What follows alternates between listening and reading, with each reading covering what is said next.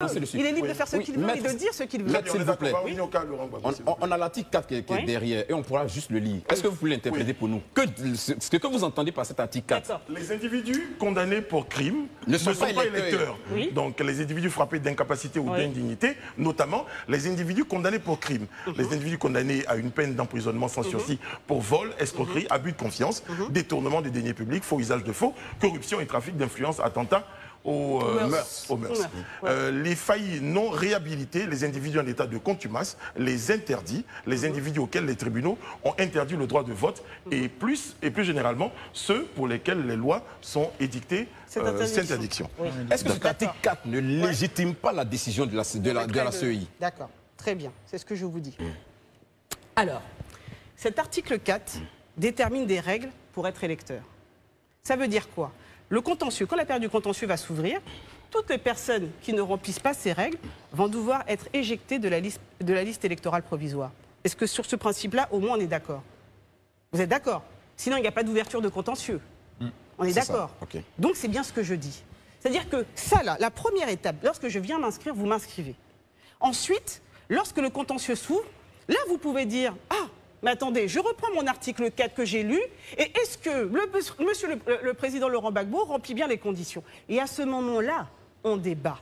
À ce moment-là, vous me sortez vos arguments et je vous sortirai les miens. D'accord? Mais vous ne pouvez pas, alors même que le temps contentieux n'a pas commencé, dire « je ne vous mets pas sur la liste électorale ». Donc la CEI, en disant par exemple qu'il y a eu 26 000 cas de fraude et qu'elle a retiré ces personnes de la liste, la CEI a donc outrepasser ses prérogatives. Ce que je vous dis, c'est que d'ailleurs, elle vous dit qu'il y a des cas de fraude.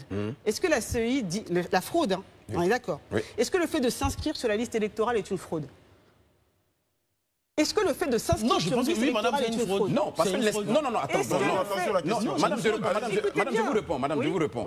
Le fait en lui-même n'est pas une fraude, mais les papiers qui nous amènent à nous inscrire peuvent être des papiers frauduleux. Franchement. Donc on constate ce cas-là, on peut juste... Oui.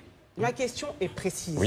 Est-ce que le fait de s'inscrire sur une liste électorale est une fraude? Vous m'avez répondu non. Maintenant, lorsque le contentieux arrive et que vous estimez qu'une personne s'est inscrite frauduleusement, à ce moment-là, on rentre dans le contentieux, vous sortez vos éléments, je sors les miens.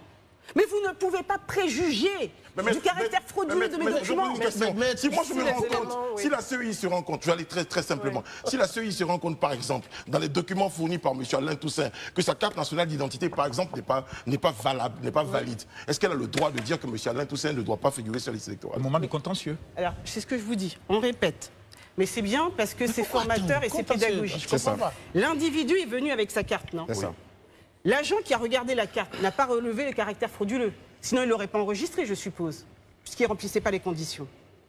Donc la personne, c'est l'agent ou vous reprochez à l'agent. L'agent n'a pas mandat pour dire tu n'as pas le droit. Mais l'agent, non, je vais vous expliquer. L'agent, il faut revenir avec un certain nombre de conditions, avec un certain nombre de documentation pour aller s'inscrire. Sinon, on ne peut pas. D'accord. Il faut venir avec des documents.